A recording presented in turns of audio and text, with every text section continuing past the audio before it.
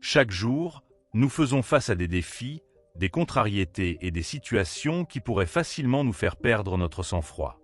Pourtant, ceux qui réussissent à garder leur calme au milieu du chaos dégagent une force tranquille qui impressionne et inspire.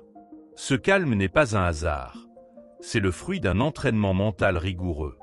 Le stoïcisme, cette philosophie millénaire, nous enseigne comment atteindre cet état d'esprit. Aujourd'hui, tu vas découvrir comment la maîtrise de soi peut devenir ton plus grand atout sur le chemin du succès. Garder son calme, ce n'est pas fuir les émotions, mais apprendre à ne pas leur être esclave. C'est prendre du recul, observer sans réagir impulsivement et faire des choix ancrés dans la raison. Ces 10 leçons stoïciennes te donneront les clés pour affronter la vie avec plus de sérénité, de force intérieure et de clarté. Peu importe ce qui t'attend, tu seras prête à avancer sans te laisser emporter par la tempête. Prépare-toi à transformer ta façon de penser et peut-être ta vie entière. Avant de commencer, aime la vidéo et abonne-toi à la chaîne pour ne manquer aucun de nos nouveaux contenus. Leçon 1. Le calme est une force. Imagine un océan déchaîné, avec des vagues énormes qui s'écrasent partout. Maintenant, pense à un rocher, immobile au milieu de cette tempête. Le rocher ne lutte pas, il ne panique pas, il reste simplement là, solide. C'est exactement ce que le stoïcisme nous enseigne. Le calme n'est pas l'absence de tempête, mais la capacité à rester stable en pleine tourmente. Quand tout s'effondre autour de nous, la première réaction est souvent la peur ou la colère. Mais ces émotions nous rendent faibles, comme des feuilles emportées par le vent. Celui qui garde son calme, lui, voit clairement la situation et peut prendre les bonnes décisions. C'est ça, la vraie force. Pense à un général en pleine bataille. S'il crie, s'il perd le contrôle, ses soldats paniquent et tout est perdu. Mais s'il reste calme, même sous les flèches et les épées, il inspire confiance et mène son armée à la victoire. Dans la vie, c'est pareil. Le calme est contagieux. Le chaos extérieur ne peut pas nous blesser, sauf si nous lui permettons de pénétrer notre esprit. Les stoïciens disaient que nous ne contrôlons pas ce qui nous arrive, mais toujours notre réaction. Une mauvaise nouvelle, un échec, une trahison? Respire. Laisse passer la première vague d'émotions avant d'agir. Beaucoup croient que rester calme, c'est être passif ou indifférent. Faux. C'est au contraire être pleinement présent, mais sans se laisser emporter. Comme un médecin en urgence. Il ne pleure pas, il n'hésite pas, il agit avec précision parce qu'il a gardé la tête froide. La peur nous fait voir des monstres là où il n'y a que des ombres. Le calme, lui, dissipe les illusions. Quand tu es serein, tu distingues les vrais problèmes des simples désagréments. Tu économises ton énergie pour ce qui compte vraiment. Apprends à faire une pause avant de réagir. Quelqu'un t'insulte, un projet échoue, au lieu de t'emporter, demande-toi, est-ce que cela mérite ma colère? Souvent, la réponse est non. Et même si c'est oui, agir avec sang-froid sera toujours plus efficace. Le stoïcisme ne nous demande pas d'étouffer nos émotions, mais de ne pas en devenir esclave. Ressentir de la peur est normal, mais se laisser paralyser par elle est un choix.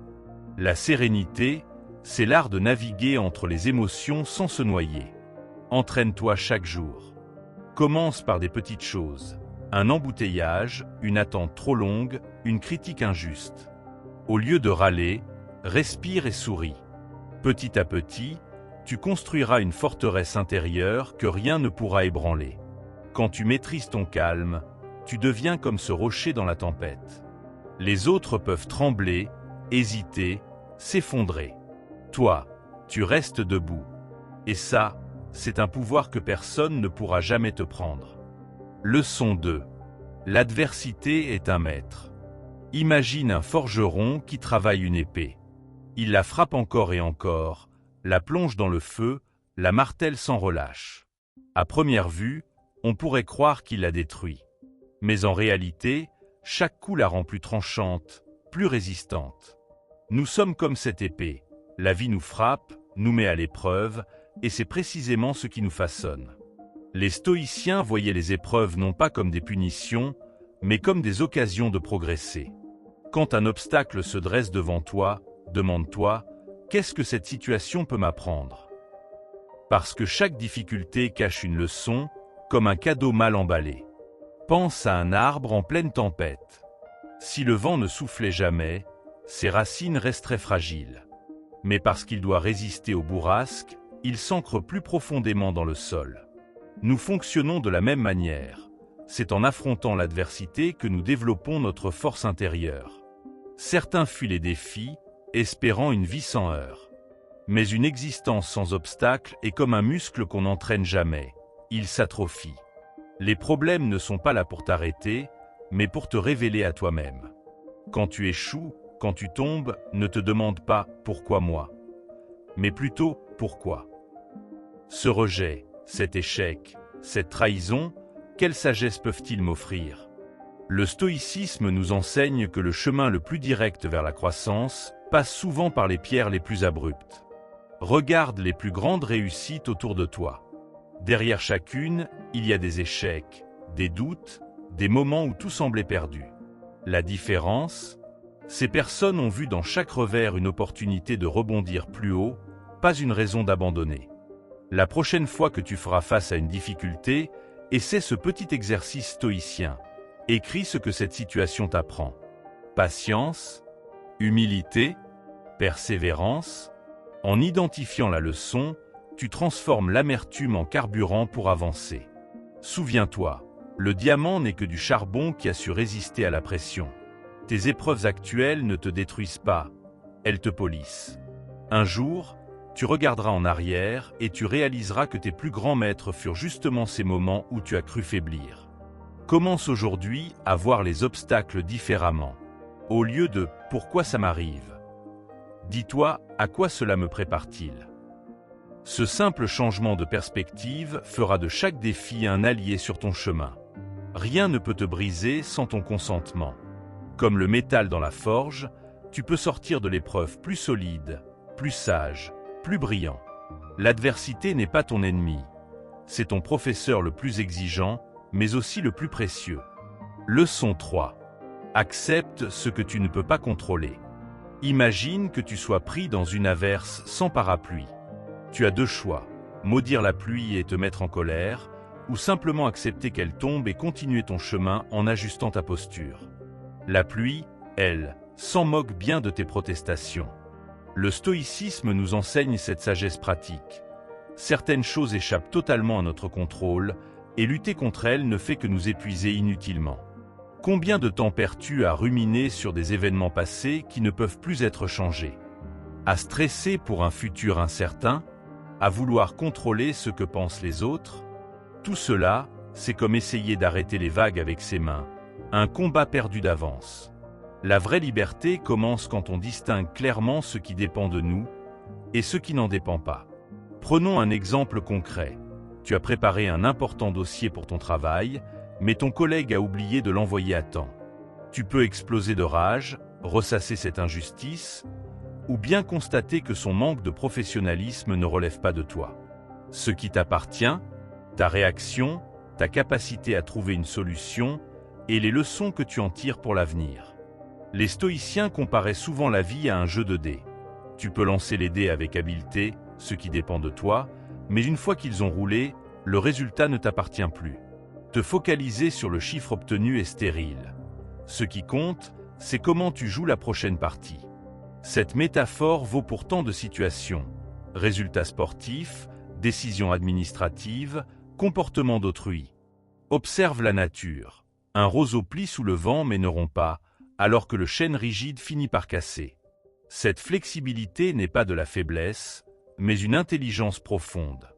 Dans ta vie, cultive cette capacité d'adaptation. Quand un obstacle est immuable, contourne-le. Quand une porte se ferme, cherche la fenêtre entr'ouverte. Pratique cet exercice simple. Chaque soir, note 3 choses qui ont échappé à ton contrôle dans la journée et 3 où tu as pu agir. Petit à petit, ton esprit apprendra à mieux distinguer les deux et tu gaspilleras moins d'énergie mentale dans des batailles perdues d'avance. Attention, accepter ne signifie pas renoncer ou devenir passif. C'est au contraire une position de force. Reconnaître la réalité telle qu'elle est pour mieux y répondre. comme un navigateur expérimenté qui, face à des vents contraires, ajuste ses voiles plutôt que de vouloir changer la direction du vent. Quand tu te surprends à résister à l'inévitable, un retard, un changement de programme, une critique, respire profondément et demande-toi, est-ce que mon agitation change quoi que ce soit? La réponse est presque toujours non. Alors, à quoi bon? Cette acceptation active est l'un des piliers du stoïcisme. Elle ne vient pas naturellement, mais s'apprend jour après jour. Commence par les petites contrariétés, un plat trop salé, un bus manqué. Entraîne-toi à dire intérieurement, c'est ainsi. Maintenant, que puis-je faire? Au final, tu découvriras un paradoxe étonnant. En lâchant prise sur ce que tu ne contrôles pas, tu gagnes en réalité un immense pouvoir. Celui de te concentrer pleinement sur ce qui compte vraiment. Tes choix, tes valeurs, ta manière d'être au monde. Et ça, personne ne peut te le prendre. Leçon 4. Choisis la raison plutôt que l'émotion. Imagine ton esprit comme un lac. Quand les émotions fortes te submergent, colère, peur, excitation, c'est comme si on jetait une grosse pierre dans l'eau.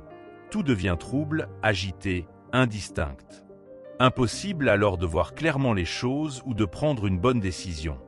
Le stoïcisme nous invite non pas à nier ses émotions, mais à attendre que l'eau se calme pour y voir plus clair. Prends l'exemple d'une dispute. Sous le coup de la colère, tu pourrais dire des mots blessants que tu regretteras plus tard. Mais si tu prends juste quelques minutes pour respirer profondément, la vague émotionnelle passera et tu pourras répondre avec plus de justesse. Ce n'est pas de la répression, c'est de la sagesse pratique. Nos ancêtres avaient besoin de réactions émotionnelles rapides pour survivre face aux dangers immédiats. Mais aujourd'hui, la plupart de nos menaces ne sont pas des lions à affronter, plutôt des problèmes complexes qui demandent réflexion. Ton patron qui te critique, un projet qui échoue, ce ne sont pas des situations où fuir ou attaquer est utile. Voici un outil stoïcien simple. Quand une émotion forte te traverse, fais une pause et nomme-la. Là, je ressens de la colère ou je me sens blessé. Ce simple acte de reconnaissance crée une petite distance entre toi et l'émotion, comme si tu l'observais de l'extérieur. Cette distance, même minime, te redonne du contrôle. Les grands décideurs, qu'ils soient capitaines de navires, chirurgiens ou dirigeants, ont ce point commun. Ils savent garder la tête froide quand tout le monde panique. Ce n'est pas qu'ils ne ressentent rien, mais ils ont appris à ne pas laisser leurs émotions prendre les commandes. Et bonne nouvelle, c'est une compétence qui se travaille. Pratique le délai obligatoire. Devant une situation qui te bouleverse, impose-toi systématiquement d'attendre avant de réagir. 1 heure, 1 jour, ou même juste 10 profondes respirations. Tu seras étonné de voir combien ce qui te paraissait urgent et capital semble différent après ce temps de pause. Attention, il ne s'agit pas de devenir froid ou insensible. Les émotions sont comme le sel dans un plat, indispensables, mais destructrices en excès. La clé est dans la mesure. Ressentir pleinement, mais choisir consciemment comment exprimer et utiliser cette énergie émotionnelle. Pense à tous les regrets que tu as eus dans ta vie. Combien étaient liés à des actions impulsives sous le coup de l'émotion? Maintenant, pense à tes meilleures décisions. Elles venaient probablement d'un mélange équilibré entre intuition et réflexion. Le stoïcisme nous guide vers ce point d'équilibre. Commence petit. Quand tu sens la frustration monter parce que ton café est trop chaud, que quelqu'un te coupe la route ou qu'un email t'énerve, c'est ton terrain d'entraînement. Observe l'émotion comme un nuage qui passe dans le ciel de ton esprit, sans forcément agir dessus. Avec le temps, tu développeras cette capacité précieuse. Vivre pleinement tes émotions sans en être l'esclave. Tu pourras alors naviguer dans les situations difficiles avec la clarté d'un capitaine expérimenté, choisissant ta route avec raison plutôt que d'être ballotté par chaque vague émotionnelle. Et ça, c'est une véritable superpuissance. Leçon 5. Le temps est ton bien le plus précieux. Imagine que chaque matin, on te crédite d'un compte bancaire de 86 400 secondes. Peu importe comment tu les dépenses, le solde sera remis à 0 le lendemain. Pas de report, pas d'économie. Comment choisirais-tu d'utiliser ce trésor éphémère? C'est exactement le défi que nous lance chaque nouvelle journée. Le stoïcisme nous rappelle une vérité brutale, mais libératrice. Nous perdons bien plus de temps à nous inquiéter de ce qui pourrait arriver qu'à agir sur ce qui est réellement important. Combien d'heures as-tu déjà gaspillé à ressasser le passé ou à anticiper anxieusement un futur qui n'existe pas encore? Ces instants, eux, ne reviendront jamais. Pense à ta vie comme à un grand livre. Chaque jour est une page blanche que tu remplis par tes choix. Veux-tu qu'on y lise surtout des hésitations, des distractions futiles et des regrets? Ou préfères-tu y écrire une histoire riche de moments conscients, de relations nourrissantes et d'actions alignées avec tes valeurs profondes? Les distractions modernes sont comme des voleurs de temps sophistiqués. Un coup d'œil innocent à ton téléphone peut te faire perdre 30 précieuses minutes sans même t'en rendre compte. Les stoïciens de l'Antiquité n'avaient pas ces tentations, mais ils connaissaient déjà ce principe. Ce n'est pas le manque de temps le problème, mais notre façon de le dilapider. Voici un exercice puissant. Chaque soir, note brièvement comment tu as investi tes 3 principales monnaies ce jour-là. Ton attention, ton énergie et ton temps. Étais-tu le capitaine de ta journée ou simplement un passager emporté par le courant? Cet examen quotidien, qu'on appelle en stoïcisme la « revue du soir », peut transformer radicalement ton rapport au temps. La mort est le grand rappel stoïcien. Non pas pour nous terrifier, mais pour nous réveiller. Memento mori. Souviens-toi que tu dois mourir. Cette pensée, loin d'être morbide, est un antidote puissant contre la procrastination et les futilités. Elle nous demande, si c'était ton dernier jour, comment le passerais-tu? Et pourquoi pas aujourd'hui? Identifie tes voleurs de temps personnels. Ces activités qui te donnent l'impression d'être occupé sans pour autant t'apporter de réelles satisfactions ou progression. Pour certains, ce sont les réseaux sociaux. Pour d'autres, les commérages, les séries en boucle ou les tâches superficielles. Une fois repéré, tu peux commencer à reprendre le contrôle. Le temps perdu à vouloir plaire à ceux qui ne te respectent pas, à accumuler des biens qui ne te rendent pas heureux ou à poursuivre des objectifs qui ne sont même pas les tiens, voilà le vrai gâchis.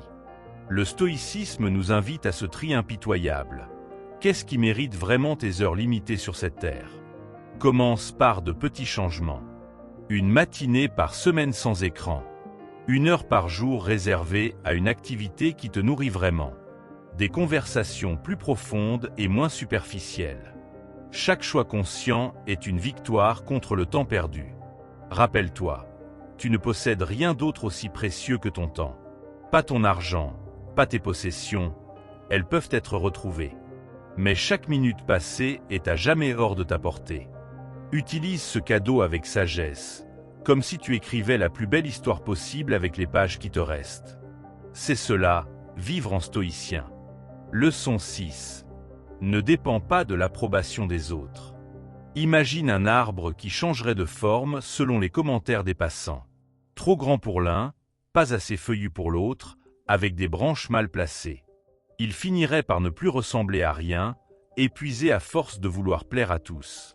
Nous faisons souvent la même erreur avec notre identité, en la modelant selon les attentes des autres. Le stoïcisme nous rappelle une vérité libératrice. Tu n'es pas le reflet de ce que les autres pensent de toi. Combien de décisions as-tu prises principalement par peur du jugement? Le choix de tes études, de ta carrière, de ta manière de t'habiller ou même de tes loisirs. Quand nous agissons pour obtenir l'approbation, nous devenons comme des marionnettes dont les autres tirent les ficelles. La vraie liberté commence quand tu acceptes une chose simple. Peu importe ce que tu fais, il y aura toujours quelqu'un pour critiquer. Les stoïciens distinguaient 2 types de choses. Celles qui dépendent de nous, nos opinions, nos valeurs, nos actions, et celles qui n'en dépendent pas, les pensées et réactions des autres. Passer sa vie à essayer de contrôler ce second domaine, c'est comme vouloir arrêter le vent avec ses mains. Épuisant et totalement inefficace. Pourtant, nous avons tous ce besoin profond d'être aimés et acceptés. C'est normal. Le problème surgit quand ce besoin devient une addiction, quand notre estime de nous-mêmes fluctue au gré des likes et des commentaires. Un exercice puissant consiste à se demander régulièrement « Est-ce que je fais cela parce que je le veux vraiment ou pour être approuvé ?» La réponse est parfois surprenante. Pense à ces personnes que tu admires le plus. Ont-elles passé leur vie à suivre l'opinion commune? Probablement pas. Ce sont justement celles qui ont eu le courage d'être différentes, de penser par elles-mêmes, qui laissent une trace dans le monde. Le conformisme rassure, mais il étouffe aussi ce qui fait ta singularité. Quand tu te surprends à trop te soucier du regard d'autrui, pose-toi cette question stoïcienne. Dans 5 ans, l'opinion de cette personne aura-t-elle encore de l'importance? La plupart du temps, la réponse est non. Alors pourquoi lui donner tant de pouvoir aujourd'hui? Cela ne signifie pas devenir insensible ou arrogant. On peut écouter les conseils, considérer les feedbacks, tout en gardant son libre arbitre. La différence est subtile mais cruciale. Tu prends en compte les avis extérieurs, mais tu ne les laisses pas décider à ta place. Un bon exercice est de pratiquer régulièrement des petites actions qui sortent de ta zone de confort, juste pour t'habituer au regard des autres. Porteur un vêtement un peu différent, exprimer une opinion minoritaire, danser comme tu en as envie. Petit à petit, tu construiras une immunité précieuse contre le besoin de validation. Au fond, ceux qui jugent le plus sont souvent ceux qui sont eux-mêmes prisonniers du regard d'autrui. Leur critique en dit plus sur leurs propres insécurités que sur toi. Quand tu comprends cela, leurs mots perdent beaucoup de leur pouvoir. La plus grande paix intérieure vient quand tu réalises que tu n'as rien à prouver. Tu peux être toi-même, simplement, sans masque ni prétention. Ce détachement stoïcien vis-à-vis de l'opinion publique n'est pas de l'indifférence. C'est au contraire la condition pour vivre une vie authentique, alignée avec tes valeurs profondes. Et ça, aucun like ne pourra jamais te l'offrir. La quête d'approbation est comme une soif qui ne s'éteint jamais. Plus tu la nourris, plus elle grandit. Chaque fois que tu modifies ton comportement pour plaire à quelqu'un, tu renforces l'idée que ton propre jugement ne suffit pas. Pourtant, regarde autour de toi. Ceux qui vivent en cherchant constamment la validation des autres semblent-ils vraiment épanouis?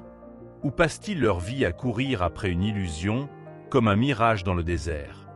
Le stoïcisme nous apprend que la seule validation qui compte vraiment est celle que l'on se donne à soi-même, en restant fidèle à ses principes. Les réseaux sociaux ont amplifié ce besoin maladif d'approbation, transformant nos vies en une scène permanente où chaque action est jugée. Mais souviens-toi, ceux qui te likent aujourd'hui peuvent te critiquer demain, et leur opinion ne définit pas ta valeur. Les stoïciens de l'Antiquité n'avaient pas Facebook, mais ils connaissaient déjà ce piège. Sénèque disait « Ce qui rend l'homme misérable, ce n'est pas la réalité, mais l'importance qu'il donne à l'opinion d'autrui. » Si tu bases ton bonheur sur des applaudissements éphémères, tu construis ta maison sur du sable. Imagine un artiste qui peindrait uniquement ce que le public veut voir, au lieu de suivre son inspiration. Son œuvre perdrait toute authenticité, et lui, sa joie de créer.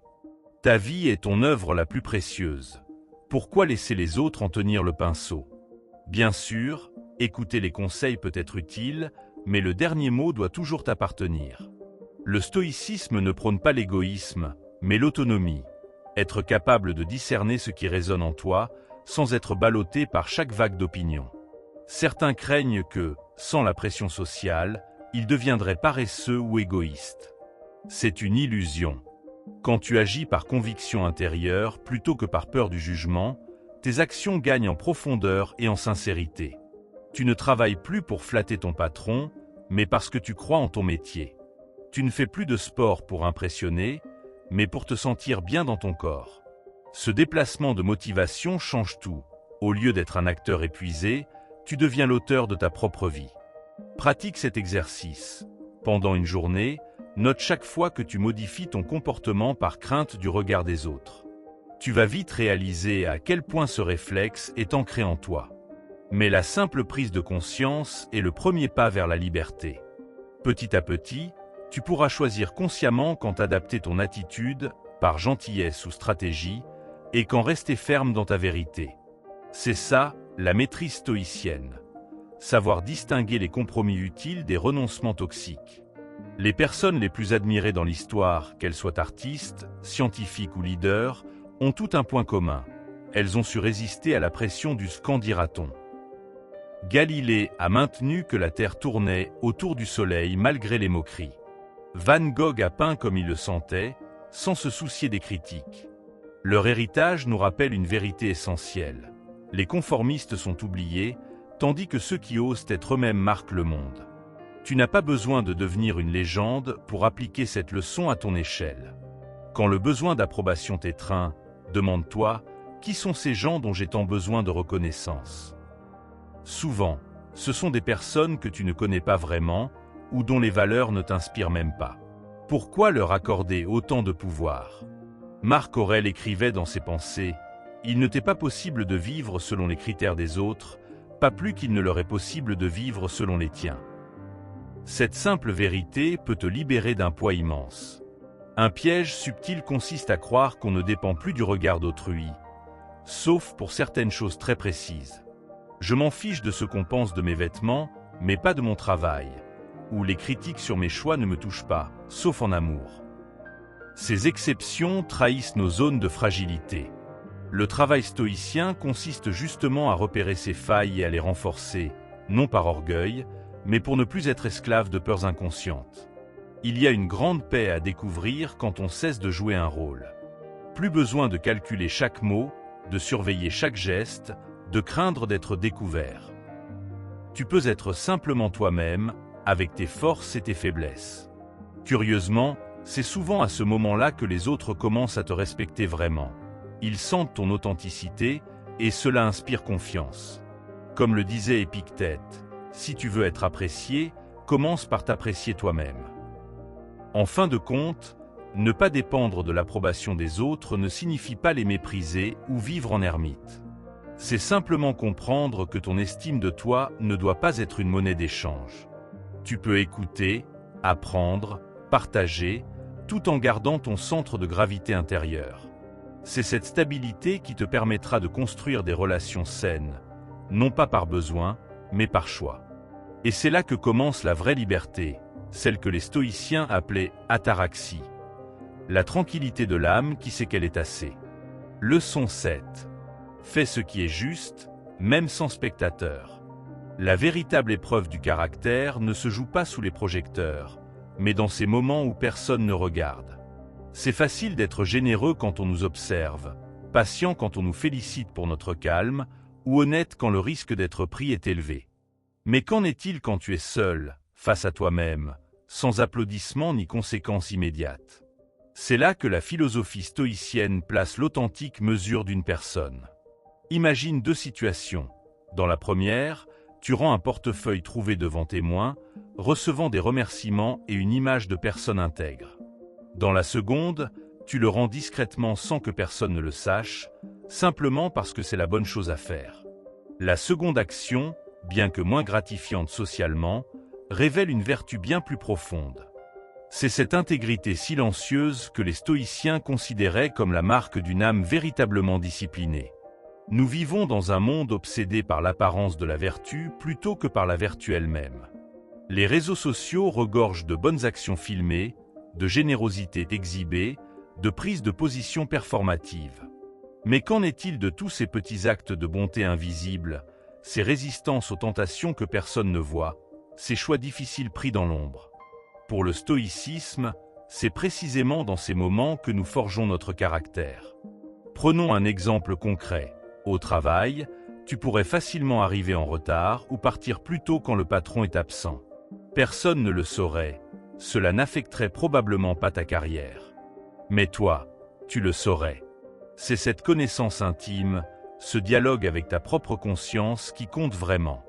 Les stoïciens parlaient de garder son âme pure. Non pas pour plaire aux dieux ou aux hommes, mais pour pouvoir se regarder dans le miroir chaque matin sans honte. Cette discipline intérieure a un effet paradoxal. Plus tu pratiques l'intégrité dans les petites choses invisibles, plus tu deviens libre. Libre de la peur d'être découvert, libre du besoin de paraître, libre de cette anxiété sourde qui vient quand on sait au fond de soi qu'on a transigé avec ses principes. Comme l'écrivait Marc Aurèle, le bonheur de ta vie dépend de la qualité de tes pensées. Et qu'y a-t-il de plus important que la pensée que tu entretiens sur toi-même? Un exercice stoïcien puissant consiste à imaginer qu'un sage observateur invisible accompagne chacun de tes gestes. Non pas pour te juger, mais pour témoigner de ta cohérence. Cette simple visualisation peut t'aider à maintenir ton intégrité même dans les moments où tu pourrais facilement tricher. Avec le temps, cet observateur imaginaire deviendra inutile. Ta propre conscience suffira. Les bénéfices de cette pratique sont profonds. Quand tu agis toujours selon tes principes, qu'il y ait ou non des témoins, tu développes une confiance en toi inébranlable. Tu n'as plus besoin de validation externe pour savoir que tu es une personne digne de respect. Cette assurance tranquille se remarque d'ailleurs. Les autres peuvent rarement l'expliquer, mais ils sentent chez toi cette solidité intérieure. Attention cependant, la vertu stoïcienne n'a rien à voir avec le perfectionnisme ou la rigidité morale. Il s'agit simplement d'être cohérent avec ce que tu sais être juste, tout en acceptant tes faiblesses avec bienveillance. Parfois, tu trébucheras. L'important est de reconnaître l'écart entre tes principes et tes actions, puis de recommencer. Commence par de petits engagements invisibles. Rendre trop de monnaie reçue par erreur, admettre une erreur que personne n'aurait découverte, aider sans que cela se sache. Ces micro-actions construisent progressivement ton muscle moral. Comme le disait Épictète, premier principe, ne te mens pas à toi-même. L'homme qui se ment à lui-même et écoute ses propres mensonges en arrive à ne plus pouvoir distinguer le vrai. Au final, cette pratique te mènera à une réalisation profonde. La plus grande récompense pour avoir fait ce qui est juste, c'est d'avoir fait ce qui est juste. Aucune reconnaissance externe ne peut égaler cette satisfaction intime. Et c'est précisément cette liberté, agir bien non par crainte ou calcul, mais parce que c'est ton essence même, qui est au cœur de la sagesse stoïcienne. La véritable intégrité est comme un arbre qui pousse loin des regards. Ses racines plongent profondément dans le sol de nos convictions intimes, sans avoir besoin qu'on admire sa croissance. Nous vivons dans une société obsédée par l'apparence de la moralité, où les gestes vertueux sont souvent calculés pour être vus et applaudis. Pourtant, le stoïcisme nous enseigne que le vrai test éthique se produit précisément quand personne n'est là pour nous féliciter. Ces choix solitaires, ces actes de courage invisibles, ces résistances aux tentations secrètes sont les pierres angulaires d'un caractère véritablement fort. Prends l'exemple d'un employé qui pourrait facilement détourner de petites sommes sans jamais être pris. La peur des conséquences pourrait le retenir, mais seule la personne qui résiste par pure conviction intérieure démontre une vertu authentique. Les stoïciens comparaient cette intégrité à une forteresse intérieure. Plus elle est solide, moins nous avons besoin de gardes extérieurs pour nous surveiller. Cette autodiscipline devient alors sa propre récompense, bien plus précieuse que toute reconnaissance publique. Dans notre vie numérique actuelle, cette question prend une dimension particulière. Combien de personnes maintiennent une apparence irréprochable en public tout en se permettant toutes les transgressions dans l'anonymat d'Internet? Le stoïcisme nous rappelle que notre pire juge n'est pas l'opinion publique, mais notre propre conscience. Cette petite voix intérieure qui sait exactement quand nous avons pris des raccourcis moraux, même si personne d'autre ne le saura jamais. La beauté de l'intégrité solitaire réside dans sa liberté paradoxale. Quand tu cesses d'agir pour l'approbation des autres, tes choix deviennent plus légers et plus puissants à la fois. Tu n'as plus à calculer les apparences, à craindre d'être découvert, à maintenir des masques épuisants. Comme le disait Sénèque, la vie est beaucoup plus simple quand on n'a rien à cacher. Cette transparence avec soi-même est la base d'une existence authentiquement sereine. Pratique cet exercice stoïcien. À la fin de chaque journée, demande-toi non pas que ai-je accompli aujourd'hui, mais comment ai-je été vrai avec mes principes dans les moments où personne ne regardait. Ces micro-examens de conscience renforcent progressivement ton muscle moral. Tu découvriras que les actions les plus insignifiantes en apparence, comme résister à une médisance ou faire un effort supplémentaire inutile, sont en réalité les plus formatrices.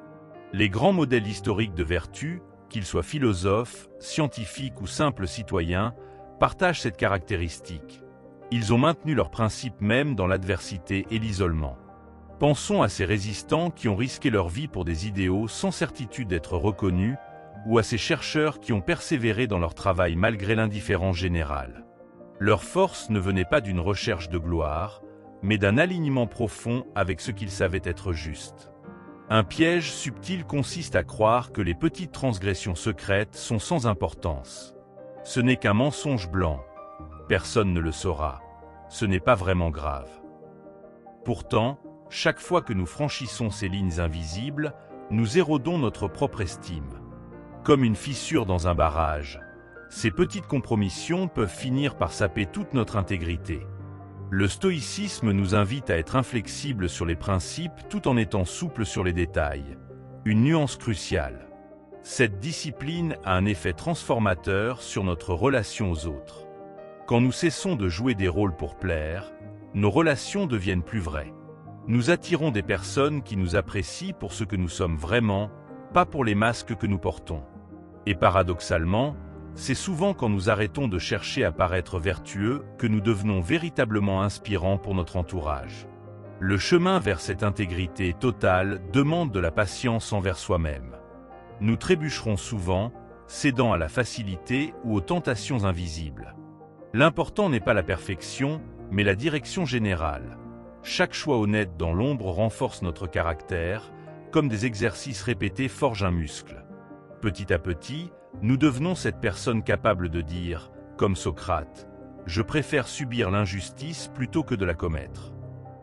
Au final, vivre selon ce principe stoïcien nous offre le plus précieux des biens, la capacité de nous regarder dans le miroir chaque matin sans honte ni regret. Cette paix intime, cette harmonie avec nos propres valeurs, devient alors notre boussole dans toutes les situations. Et c'est cette lumière intérieure, bien plus que les applaudissements extérieurs, qui éclaire véritablement notre chemin à travers les complexités de l'existence. Leçon 8. Sois le maître de tes pensées. Ton esprit est comme un jardin fertile où chaque pensée est une graine. Certaines deviennent des fleurs qui embaument ta vie, d'autres des mauvaises herbes qui étouffent ton bien-être. Le stoïcisme nous enseigne que nous ne pouvons pas toujours contrôler ce qui nous arrive, mais nous avons toujours le pouvoir de choisir quelles pensées nous arrosons et lesquelles nous laissons se faner.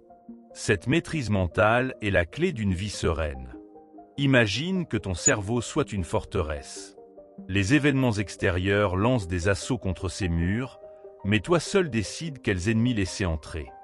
Une critique peut devenir dans ta tête une simple observation ou une blessure profonde. Tout dépend de l'interprétation que tu choisis d'adopter. Les stoïciens comparaient l'esprit discipliné à une citadelle imprenable. Les circonstances peuvent frapper à la porte, mais elles ne peuvent pénétrer sans ton autorisation. Nous commettons souvent l'erreur de croire que nos pensées nous définissent. Je pense donc je suis devient alors un piège quand nous nous identifions à chaque idée négative qui traverse notre esprit. La sagesse stoïcienne propose une approche différente. Tes pensées ne sont pas toi, ce sont simplement des visiteurs passagers. Tu peux les accueillir, les observer, puis choisir consciemment celles que tu souhaites garder et développer. Prenons un exemple concret. Tu rates un projet important. Une pensée surgit « Je suis un échec total ». Le réflexe stoïcien consiste à prendre du recul. Est-ce vrai? Un échec ponctuel fait-il de moi un échec global? En examinant ainsi tes pensées, comme un scientifique analysant des échantillons, tu reprends le contrôle. Tu peux alors cultiver une perspective plus nuancée. J'ai échoué cette fois, mais je peux apprendre et progresser. La méditation matinale est un outil puissant recommandé par les stoïciens. Quelques minutes chaque matin pour visualiser les défis à venir et préparer tes réponses mentales. Imagine-toi face à des situations irritantes en décidant à l'avance comment tu choisiras de les interpréter. Cet entraînement crée une sorte de mémoire musculaire, mentale, qui te servira quand les épreuves se présenteront réellement. Attention cependant, maîtriser ses pensées ne signifie pas les réprimer ou faire semblant que tout va bien. Il s'agit plutôt de reconnaître chaque émotion et pensée, puis de choisir délibérément celles qui méritent ton attention et ton énergie. Comme un jardinier expert, tu apprends à distinguer les plantes utiles des parasites, sans pour autant nier leur existence. Les pensées négatives ont une fâcheuse tendance à s'auto-alimenter. Une petite inquiétude attire ses semblables, formant bientôt une spirale descendante. Mais l'inverse est également vrai. En cultivant délibérément des pensées constructives, tu crées un élan positif. Essaie cet exercice simple. Chaque soir, note 3 choses qui se sont bien passées dans ta journée et ce que tu as appris des difficultés. Progressivement, ton esprit se rééduquera à voir les opportunités là où il ne voyait que des obstacles. Nos sociétés modernes bombardent constamment notre esprit d'informations anxiogènes. Sans discipline mentale, nous risquons de devenir le reflet de ce chaos extérieur. Le stoïcisme propose une alternative radicale, être le gardien vigilant de sa forteresse intérieure. Cela ne signifie pas ignorer la réalité, mais choisir consciemment quels aspects de cette réalité méritent ton attention et ton énergie. Commence par observer ton dialogue intérieur pendant une journée. Combien de ces pensées sont réellement utiles? Combien sont des répétitions inutiles de soucis ou des projections catastrophistes? Cette simple prise de conscience est le premier pas vers la maîtrise. Petit à petit, tu pourras remplacer les schémas mentaux toxiques par des perspectives plus équilibrées et constructives. Rappelle-toi cette vérité stoïcienne. Tu n'es pas victime de tes pensées, tu es le jardinier qui décide lesquelles cultiver. Dans ce jardin mental, chaque moment présent est une nouvelle occasion de planter les graines de la sérénité, de la résilience et de la clarté. Et comme tout bon jardinier le sait, avec patience et persévérance, même la terre la plus aride peut devenir fertile. Chaque matin au réveil, nous recevons un cadeau précieux, la possibilité de recommencer à zéro dans notre jardin mental. La nuit a effacé les pensées de la veille, et nous avons le privilège de choisir quelles nouvelles graines nous allons y semer aujourd'hui. Les stoïciens recommandaient de commencer la journée par une intention claire. Aujourd'hui, je cultiverai la patience face aux contrariétés, la gratitude pour les petites joies et le courage devant les défis. Ce simple rituel crée une barrière protectrice contre les pensées envahissantes qui cherchent à s'installer dans notre esprit sans invitation. Nos pensées sont comme des voies ferrées. Plus nous empruntons les mêmes chemins mentaux, plus ils deviennent profonds et difficiles à quitter. Quand nous ruminons sans cesse les mêmes inquiétudes, nous creusons des ornières dans notre paysage mental qui finissent par guider automatiquement notre train de pensée. La pratique stoïcienne consiste à remarquer ces autoroutes mentales usées et à construire consciemment de nouveaux parcours. À chaque fois qu'une pensée négative familière apparaît, nous pouvons délibérément choisir un autre angle de réflexion, plus constructif et plus vrai. Les pensées toxiques sont souvent des mensonges que nous nous répétons depuis si longtemps que nous les prenons pour des vérités. Je ne suis pas à la hauteur. Tout va mal tourner. Les autres sont meilleurs que moi. Ces croyances limitantes s'infiltrent dans notre esprit comme des mauvaises herbes tenaces. La méthode stoïcienne pour les éradiquer consiste à les soumettre à un interrogatoire rigoureux. Quelle preuve ai-je de cette pensée? Y a-t-il des contre-exemples? Que dirais-je à un ami qui aurait cette pensée? Ce processus transforme progressivement notre paysage intérieur. Il existe une différence cruciale entre subir ces pensées et les observer. La plupart des gens sont emportés par le flot de leur mental, comme des feuilles dans un torrent. Le pratiquant stoïcien, lui, apprend à s'asseoir sur la rive et à regarder passer ce flot sans s'y noyer.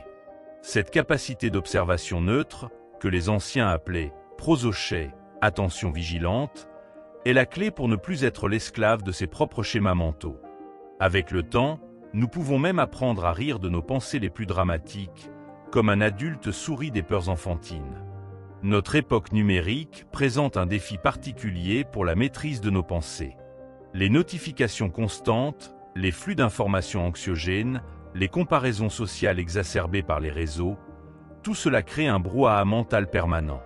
Les stoïciens modernes doivent être particulièrement vigilants à créer des zones de silence dans leur journée, des moments dédiés à la reprise en main de leur jardin intérieur.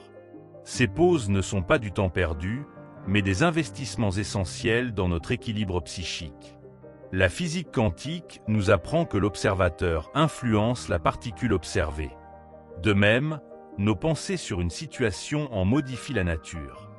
Deux personnes confrontées au même échec peuvent vivre des expériences radicalement différentes selon leur interprétation. L'une y verra une catastrophe définitive, l'autre une leçon utile. Le stoïcisme va plus loin. Ce n'est pas l'événement qui nous trouble, mais l'idée que nous nous en faisons. En transformant nos pensées, nous transformons donc notre réalité vécue. Les grands orateurs stoïciens comparaient l'esprit à une salle du trône où siège notre raison, entourée de courtisans, nos pensées et émotions. Certains courtisans sont sages et utiles, d'autres cherchent à manipuler le souverain. L'art de gouverner son esprit consiste à savoir quels conseillers écouter et lesquels renvoyer. Quand la colère frappe à la porte, nous pouvons choisir de ne pas lui donner audience. Quand l'anxiété veut prendre le contrôle, nous pouvons lui rappeler poliment mais fermement sa place. Un exercice puissant consiste à tenir un journal de ses pensées dominantes pendant une semaine. Sans jugement, simplement noter quelles idées reviennent le plus souvent, à quel moment et dans quel contexte. Ce simple relevé météorologique de notre climat mental révèle des schémas insoupçonnés. Souvent, nous découvrons que nos pensées les plus récurrentes sont aussi les moins utiles. Des disques rayés qui tournent en boucle sans rien apporter de constructif.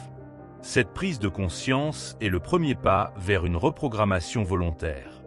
La méditation est un outil précieux pour développer cette maîtrise, mais il existe des pratiques plus accessibles au quotidien. Par exemple, associer certaines actions routinières, comme ouvrir une porte ou attendre un feu rouge, à un contrôle conscient de ses pensées.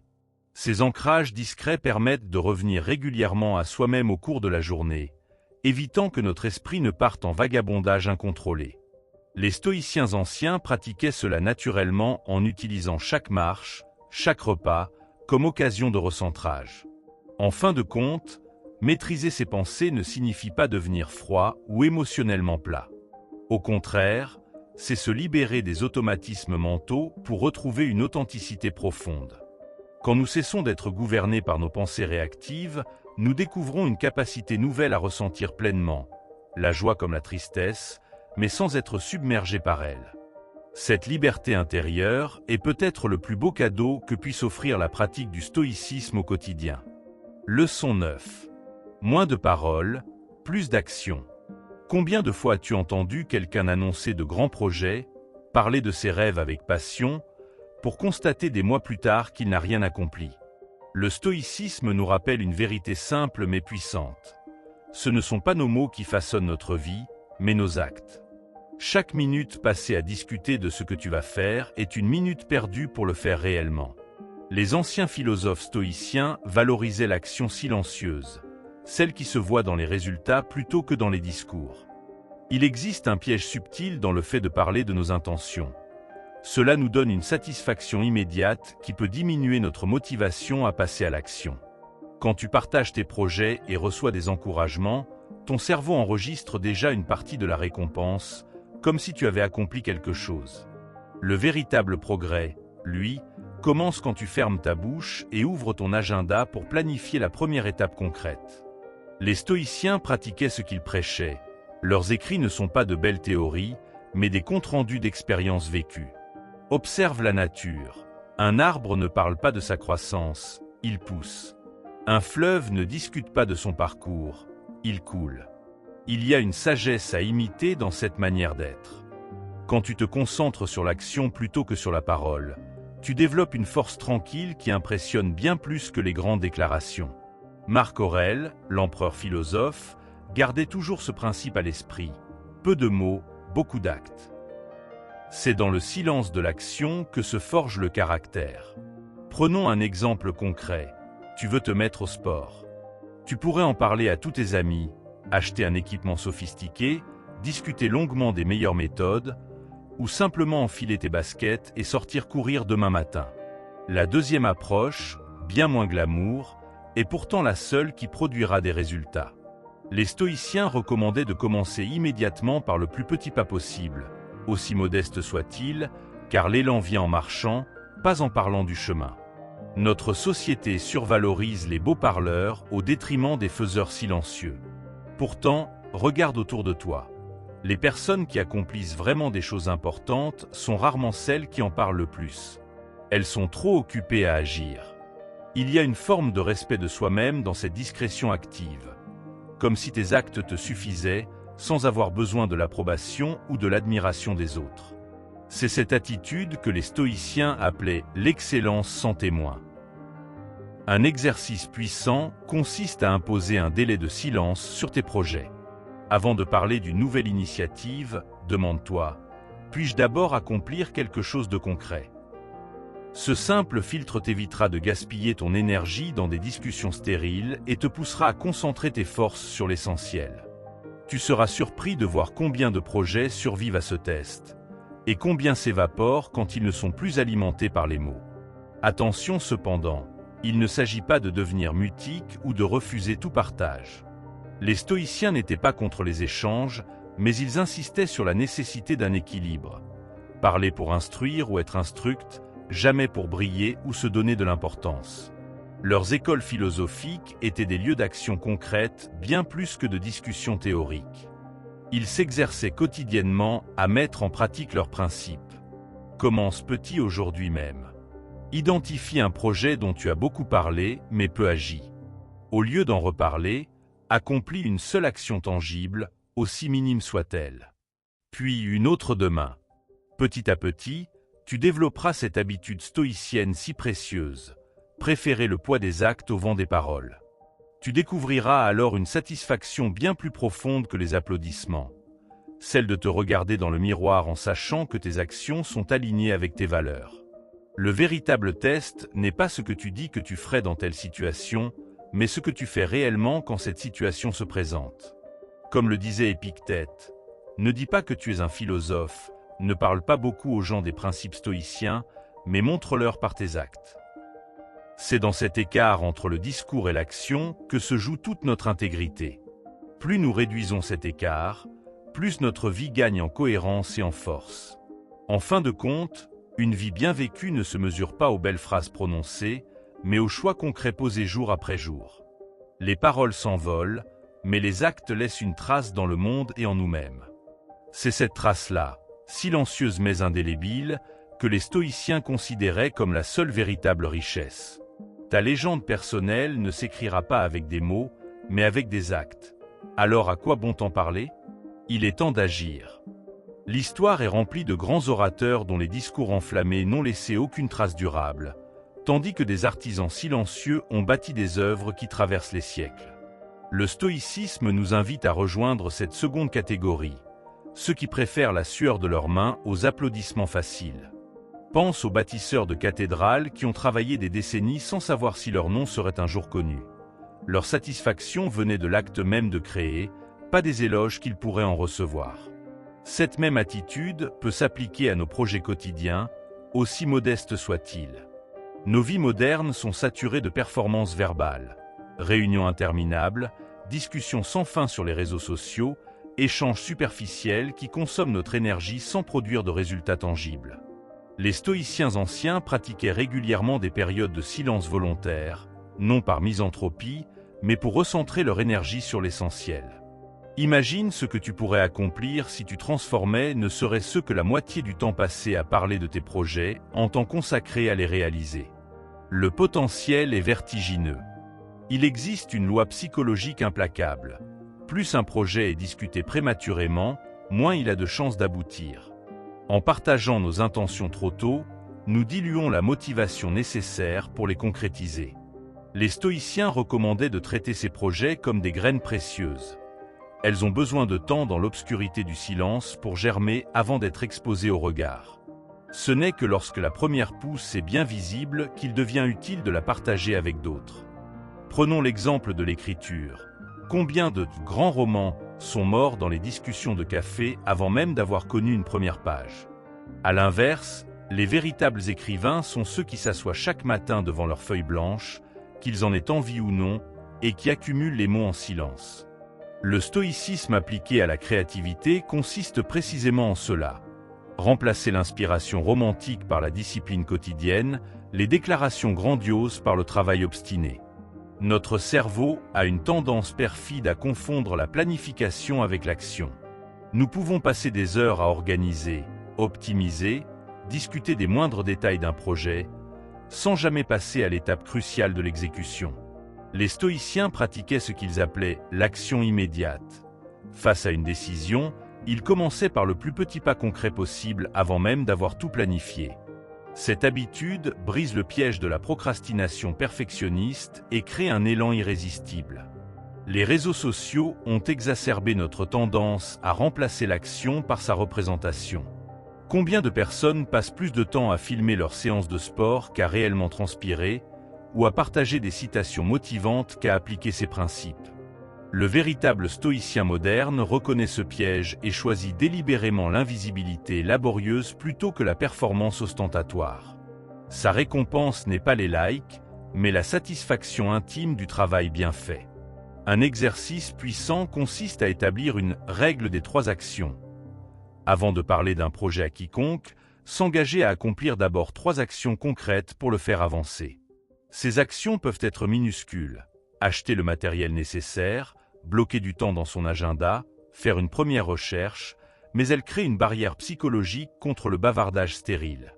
Souvent, tu découvriras qu'après ces 3 actions, ton projet a déjà pris une forme plus tangible qui rend les discussions superflues. La peur est souvent ce qui se cache derrière notre verbosité. Peur de l'échec, du jugement, ou simplement de l'inconfort de l'action réelle. Parler donne l'illusion du mouvement sans le risque de tomber. Les stoïciens cultivaient une relation différente avec la peur. Au lieu de la chasser par des mots, ils l'apprivoisaient par des actes. Chaque petite action concrète est un pas qui diminue l'emprise de la peur et augmente la confiance en sa capacité à accomplir. Il existe une joie particulière, presque secrète, dans l'action silencieuse. C'est la satisfaction du jardinier qui voit ses plants pousser jour après jour, du bricoleur qui construit pièce par pièce, de l'écrivain qui remplit page après page. Aucun applaudissement extérieur ne peut égaler cette fierté intime. Les stoïciens considéraient cette joie comme l'une des plus pures qui soit, car elle ne dépend que de soi-même et de son engagement envers l'excellence personnelle. En fin de compte, le silence de l'action est un langage bien plus éloquent que les plus beaux discours. Quand tu choisis d'incarner tes principes plutôt que d'en parler, tu deviens une inspiration vivante pour ton entourage. Tes actes, comme des pierres jetées dans l'eau, créent des cercles concentriques qui touchent les autres sans que tu aies besoin de prononcer un seul mot. C'est peut-être là la leçon ultime. Une vie bien vécue n'a pas besoin d'être commentée, elle se suffit à elle-même. Leçon 10. Patience, autodiscipline et contrôle mental. La patience est bien plus qu'une simple attente passive. C'est une force active qui nous permet de grandir à la bonne vitesse, comme un arbre qui ne cherche pas à hâter sa croissance au risque de fragiliser ses racines. Dans notre monde obsédé par l'immédiateté, le stoïcisme nous rappelle que tout ce qui a de la valeur demande du temps, une compétence maîtrisée, une relation profonde, une transformation personnelle. La véritable patience stoïcienne n'est pas de la résignation, mais une confiance active dans le processus de la vie. L'autodiscipline est souvent perçue comme une privation, alors qu'elle est en réalité la clé de la plus grande des libertés. Quand tu contrôles tes impulsions, tes réactions et tes habitudes, tu deviens libre de choisir qui tu veux être, au lieu d'être l'esclave de tes humeurs passagères. Les stoïciens voyaient cette maîtrise de soi comme un jardin intérieur qu'il faut cultiver chaque jour, non pas pour se punir, mais pour se libérer des chaînes invisibles de nos comportements automatiques. Combien de souffrances inutiles créons-nous en anticipant des catastrophes qui n'arriveront jamais? Le stoïcisme nous invite à faire la distinction entre la prudence utile et l'inquiétude stérile. Pourquoi te tourmenter pour demain alors qu'aujourd'hui suffit à sa peine? Demandait Sénèque. Cette sagesse ne consiste pas à ignorer les risques, mais à refuser de payer 2 fois. Une fois en imagination, une fois en réalité, si tant est que le pire se produise. La patience et l'autodiscipline sont comme 2 muscles complémentaires. La première nous permet d'accepter ce que nous ne pouvons changer, la seconde de transformer ce qui est en notre pouvoir. Ensemble, elles forment une alchimie puissante. La patience sans discipline devient passivité, la discipline sans patience devient rigidité. Le pratiquant stoïcien cherche l'équilibre entre ces 2 pôles, comme un archer qui sait à la fois tendre son arc avec force et attendre le bon moment pour décocher sa flèche. Nos peurs anticipées sont des monstres bien plus grands dans l'obscurité de notre imagination qu'en pleine lumière de la réalité. Un exercice stoïcien puissant consiste à écrire régulièrement nos craintes, puis à noter lesquelles se sont réellement matérialisées. Tu découvriras probablement que 90% de tes « et si » catastrophiques ne se sont jamais produits, et que les 10% restants étaient bien plus gérables que prévu. Cette prise de conscience progressive désamorce l'habitude mentale de la dramatisation. L'autodiscipline stoïcienne n'a rien d'austère ou de répressif. Au contraire, c'est une forme de respect envers soi-même et ses aspirations profondes. Quand tu te lèves tôt pour méditer alors que ton lit est douillet, quand tu choisis la salade alors que la pizza te fait de l'œil, quand tu travailles sur ton projet alors que la série télé t'appelle, tu ne te prives pas, tu t'honores en choisissant la version de toi-même que tu veux vraiment devenir. La patience est particulièrement cruciale dans nos relations avec les autres. Combien de conflits naissent simplement de notre incapacité à laisser aux gens le temps de changer, de comprendre, de grandir. Le stoïcisme nous enseigne à séparer ce qui dépend de nous, notre attitude, nos attentes, de ce qui ne dépend pas de nous, le rythme des autres. Cette distinction nous évite bien des frustrations inutiles et nous permet d'accompagner les évolutions plutôt que de les forcer. Le contrôle mental stoïcien ne consiste pas à nier ou réprimer ses émotions, mais à développer une capacité d'observation neutre. Quand la colère monte, au lieu de l'exprimer immédiatement ou de la refouler, pratique cet exercice. Je constate que je ressens de la colère. Quelle en est la cause réelle? Quelle réponse serait à la fois authentique et constructive? Ce petit délai crée un espace de liberté entre le stimulus et ta réponse. Espace où réside toute ta puissance de choix. La véritable maîtrise de soi est progressive. On ne devient pas stoïcien du jour au lendemain, pas plus qu'on ne devient pianiste en une semaine. Chaque jour offre son lot d'occasions de s'exercer. Le réveil qui sonne, la file d'attente interminable, la critique inattendue. Ces micro-épreuves sont ton gymnase mental. Au lieu de les maudire, remercie-les. Ce sont elles qui te forgent, bien plus que les grandes déclarations philosophiques. En fin de compte, la patience, l'autodiscipline et le contrôle mental forment un trio inséparable qui mène à ce que les stoïciens appelaient l'ataraxie, cette paix intérieure qui ne dépend pas des circonstances extérieures. Ce n'est pas un état permanent, mais une compétence qui se cultive jour après jour, échec après échec, petite victoire après petite victoire. Et chaque pas sur ce chemin, aussi modeste soit-il, est une réclamation de ta liberté la plus essentielle. Celle de choisir comment vivre ta vie, quelles que soient les vagues qui battent contre ton bateau.